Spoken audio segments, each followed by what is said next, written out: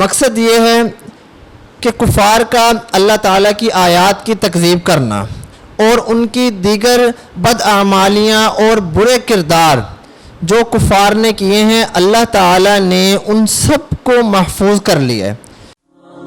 دینی اور دنیاوی معلومات کے لیے اس چینل محمد اسامہ شاہ الوی کو سبسکرائب کریں۔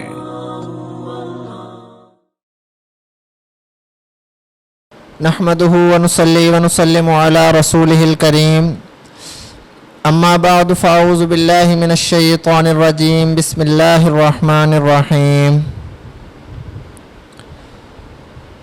كلا بل تكذبون بالدين وإن عليكم لحافظين كراما كاتبين يعلمون ما تفعلون ان الابرار لفی نعیم وان الفجار لفی جحیم یصلونها یوم الدین وما هم عنها بغائبین وما ادراک ما یوم الدین ثم ما ادراک ما یوم الدین یوم لا تملک نفس لنفس شیئا والامر یومئذ للہ۔ صدق اللہ العظیم۔ پارہ نمبر 30 سورۃ انفطار، آیت نمبر 9 سے آیت نمبر 19 تک تلاوت کی ہے۔ یہ اس سورت کا اختتام ہے۔ انشاءاللہ آج ترجمہ اور مختصر سی تفسیر پڑھیں گے۔ کلا بل تکذبون بالدین، ہرگز نہیں بلکہ تم جھٹلاتے ہو بدلے کو، وَإِنَّ عَلَيْكُمْ لَحَافِظِينَ، اور بے شک تمہارے اوپر البتہ نگرانی کرنے والے ہیں، کِرَامًا کاتمین، جو عزت والے ہیں، جو لکھنے والے ہیں، یعلمون ما تفعلون، جو جانتے ہیں اس چیز کو جو تم کرتے ہو، ان الابرار لفی نعیم، بے شک نیک لوگ جنت میں ہیں، وَإِنَّ الْفُجَّارَ لَفِي جَحِيمٍ، اور بے شک گنہگار لوگ جہنم میں ہیں، يَصْلَوْنَهَا يَوْمَ الدِّينِ، داخل ہوں گے اس جہنم میں بدلے کے دن، وَمَا هُمْ عَنْهَا بِغَائِبِينَ، اور نہیں وہ اس جہنم سے غائب ہونے والے،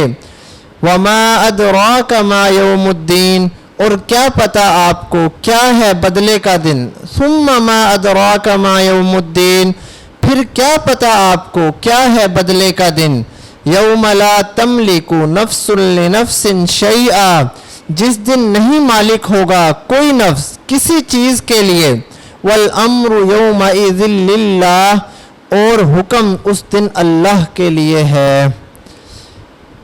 سورۃ انفطار کی اختتامی 10 آیات تلاوت کی، ترجمہ بیان کیا۔ ماقبل جو ہم نے سبق پڑھا اس کے اندر ہم نے اللہ تعالیٰ نے شروع کی آیات کے اندر انسان کی غفلت کا، غرور کا ذکر کیا، اور آخری آیات کے اندر اللہ تعالیٰ نے اپنی نعمتوں کا بیان کیا۔ اب ان نعمتوں کا تقاضا کیا تھا؟ ان نعمتوں کا تقاضا تو یہ تھا کہ انسان اللہ کا شکر ادا کرتا، انسان اللہ تعالیٰ پر ایمان لے کر آتا اور قرآن پاک پر ایمان لاتا، پیارے نبی اکرم صلی اللہ علیہ وسلم کی نبوت پر ایمان لاتا، لیکن انسان نے کیا کیا؟ کلا بل تکذبون بالدین، انسان نے اس دن کو جھٹلا دیا جس دن سزا اور جزا کا دن ہوگا۔ انسان نے یہ کہہ دیا کہ وہ دن ہی نہیں آئے گا، قیامت ہی نہیں آئے گی، اور یہ اس نے کیوں کہا؟ کیونکہ وہ غرور اور تکبر کے اندر اتنا زیادہ بڑھ چکا تھا کہ اس نے اس چیز کا انکار شروع کر دیا، اس نے اس دن کو جھٹلا دیا۔ تو یہاں سے اللہ تعالیٰ نے اس آیت کو ذکر کرنے کے بعد یہ بتایا کہ انسان غرور تکبر کرنے کی وجہ سے بدلے کے دن کو اس نے جھٹلا دیا۔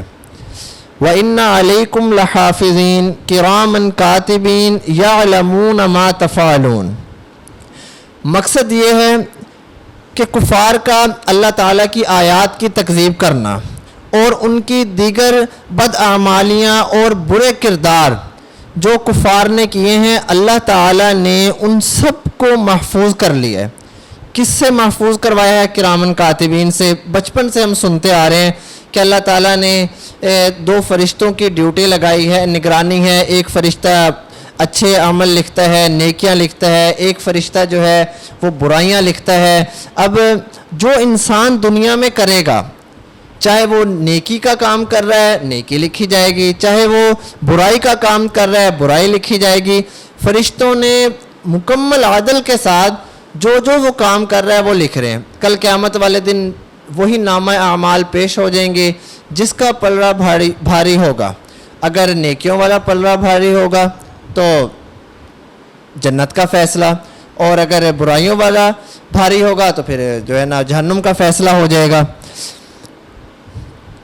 ان الابرار لفی نعیم وان الفجار لفی جحیم یصلونھا یوم الدین۔ مقصد یہ ہے ان آیات کا کہ جو تمہارے اعمال لکھے جا رہے ہیں، جب قیامت کے روز یہ اعمال پیش کیے جائیں گے تو پھر کوئی ان اعمال کی تکذیب نہیں کرے گا، کوئی یہ نہیں کہے گا کہ نہیں یہ جھوٹے ہیں سچے ہیں، نہیں، سارے اس کو مانیں گے۔ پھر اس اعمال کے مطابق فیصلہ ہوگا۔ اگر اس کے نے جیسے میں نے آپ کو بتایا کہ اعمال کے مطابق کیا کہ اچھے اعمال والا پلڑا بھاری ہوگا تو پھر جنت کا فیصلہ اس میں رہے گا لفی نعیم کے اندر، اور اگر گناہ گار لوگ زیادہ ہوں گے تو پھر جو ہے نا وہ جہنم کے اندر رہے گا، اور جہنم اور جنت اس کا فیصلہ انہی اعمال کے وزن کے مطابق ہوگا، نامہ اعمال کے مطابق۔ وما هم عنها بغائبین۔ اس آیت کی 2 تفسیریں ہیں۔ ایک تفسیر تو یہ ہے کہ قیامت والے دن جب جہنم میں ڈال دیا جائے گا تو جہنم میں ڈالنے کے بعد وہ کسی قسم کا کوئی ہیلا یا بہانہ نہیں کریں گے باہر نکلنے کے لیے۔ دوسری تفسیر یہ ہے کہ جہنم میں ڈالنے کے بعد وہ غائب ہونے والے نہیں ہوں گے۔ مطلب یہ کہ آپ نے دیکھا ہوگا دنیا کے اندر اگر کسی انسان کو جیل کی سزا ہو جاتی ہے تو وہ پتہ چلا جی کہ جیل سے بھاگ گیا یا رشوت دے کے نکل گیا کسی بھی طریقے سے، لیکن اللہ تعالیٰ یہ بتانا چاہ رہے ہیں کہ قیامت میں جو ایک دفعہ جہنم میں چلا گیا تو پھر وہ غائب ہونے والا نہیں ہے۔ وہ کسی قسم کی کوئی رشوت دے کے یا وہاں سے بھاگ جائے یا وہاں سے نکل جائے اس طرح کا نہیں ہوگا۔ اور غائبین کا ایک مطلب یہ بھی ہے کہ جب جنتیوں نے جنت میں، جہنمیوں نے جہنم میں ہمیشہ رہنا ہے تو پھر اس کا یہ مطلب ہے کہ وہ کبھی بھی اس سے نکالے نہیں جائیں گے۔ ہاں جبکہ وہ پکے مشرک ہو، اگر وہ مسلمان ہیں، ان کے تھوڑے سے گناہ ہیں، تھوڑے سے ثواب ہیں، گناہ تھوڑے زیادہ ہیں تو وہ اپنی جو ہے، لیکن انہوں نے کبھی شرک نہیں کیا اللہ تعالیٰ کے ساتھ، اس کی صفات کے اندر کسی کو اور کسی پیر ولی فقیر کو نہیں لے کے آیا، تو اللہ تعالیٰ جو اس کے گناہ ہیں اس کی سزا دے کے اس کو واپس جنت میں لے آئیں گے انشاءاللہ۔ وما ادراک ما یوم الدین ثم ما ادراک ما یوم الدین۔ یہاں سے اللہ تعالیٰ یہ بتا رہے ہیں کہ آپ کو کیا خبر کہ جو روز قیامت ہے، روز جزا ہے، یہ کتنا سخت ہوگا۔ پھر اللہ تعالیٰ نے تکرار کے ساتھ بتایا کہ یہی آئے ثم ما ادراک ما یوم الدین، کہ جو بدلے کا دن ہے وہ کتنا سخت ہوگا۔